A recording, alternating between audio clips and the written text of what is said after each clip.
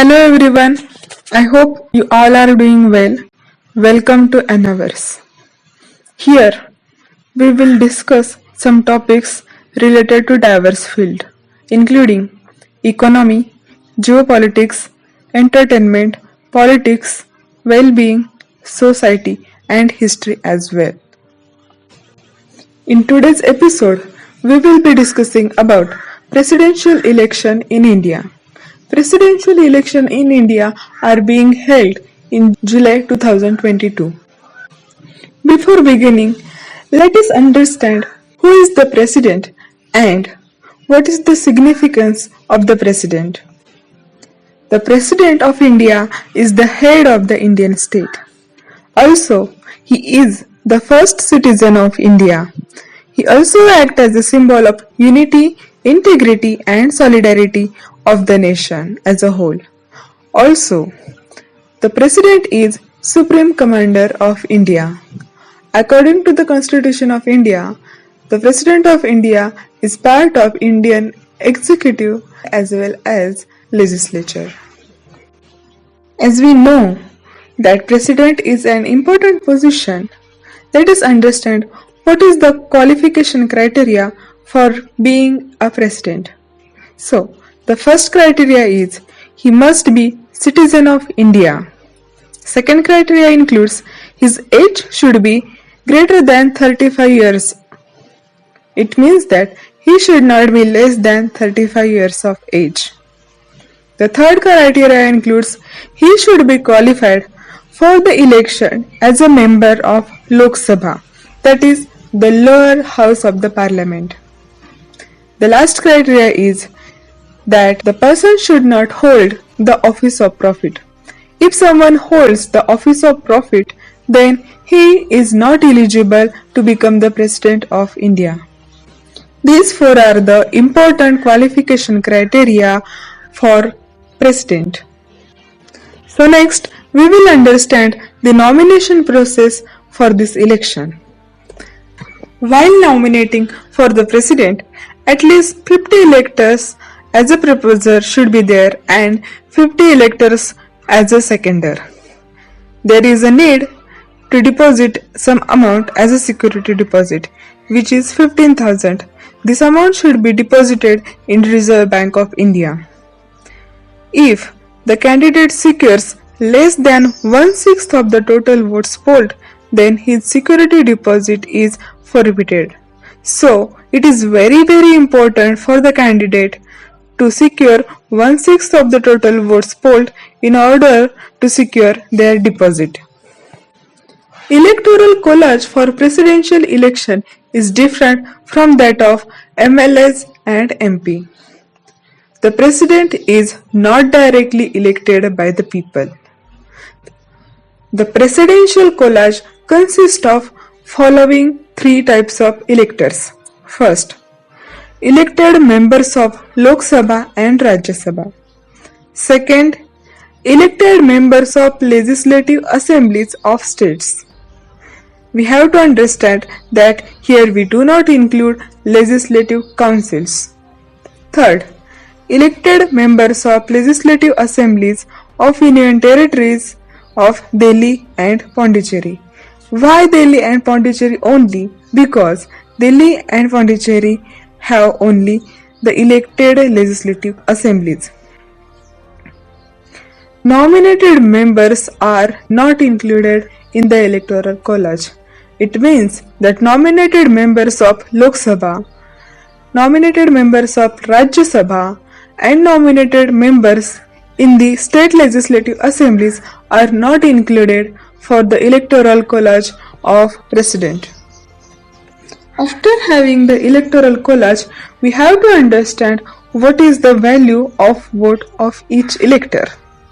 The value of vote of an MLA is different from that of value of vote of an MP because each state has different members in their legislative assembly. So, therefore, value of vote of an MP or value of vote of MLA is equal to total population of state divided by total number of elected members in the state legislative assembly into 1000. So, by this formula, we get the value of vote of an MLA. For example, if the population of the state is 1 lakh and total number of elected members in the state legislative assembly is 100, then the formula will be like 1 lakh divided by 100 into 1000. So next, value of vote of an MP. Now we have got the value of vote of MLA. We can calculate the value of vote of MP by total value of votes of all MLAs of all states divided by total number of elected members of parliament.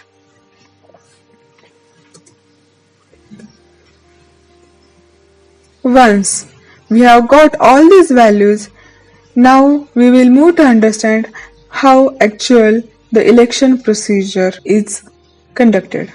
The election is held by proportional representation system. What is the proportional representation system? Suppose there are 4 members for only one seat, then the elector will give the preferences according to their choices as 1, 2, 3, 4. This is called as proportional representation system. Secondly, the election is held by means of single transferable vote. Single transferable vote means each and every elector have to give a single vote and that vote is transferable. Suppose a particular candidate gets lowest number of first preferences, then his second choices are added for other candidate. Next, the election is held by secret ballot. It means that you cannot publicly disclose to whom you have given your vote. So, here is the election quota. Election quota is calculated by total number of valid votes polled divided by number of candidates to be elected. So here in this case, we have to elect only one president. So 1 and plus 1, that is 2. So the total number of valid votes polled divided by 2 and add this by 1. So here we get the election quota. Once a particular candidate achieves the election quota, then that candidate is declared as the winner. So, all doubts regarding this election process and all the disputes are cleared by the Supreme Court. The tedious election process is held by Election Commission of India. Here we have a simple example. Here there are 6 candidates and one elector have given votes like this.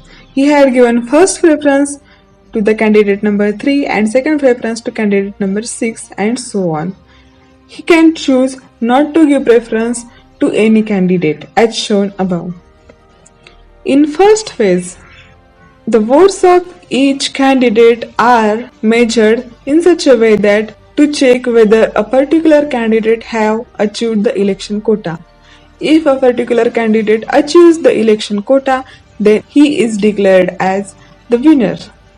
But if no one has achieved the electoral quota, then the candidate securing lowest number of first preferences is discarded and the second preferences given to him are added as a first preferences to all remaining candidates, and this process is continued till targeted electoral quota is achieved. Let us check who are the present candidates for the presidential election 2022. First one is Mrs. Draupadi Murmu. Draupadi Murmu is former governor of Jharkhand. She is an Indian politician and member of Bharatiya Janata Party. She is official nominee of BJP-led National Democratic Alliance for the 2022 presidential election. She is the first person belonging to scheduled tribes to be nominated as the candidate for the post of President of India. The second candidate for the presidential election is Yashwant Sinha. Yashwant Sinha is an Indian administrator and politician who is the joint opposition's candidate for the 15th presidential candidate. He served as a Minister of Finance. Now let us check who are the previous presidents of India. You can pause the screen and take a screenshot, and you can notice some interesting facts here. You can write down those interesting facts in the comment section below. So this is all about the presidential election in India. I hope you all like this video. If you like this video, then please like, share and subscribe this video. Thank you.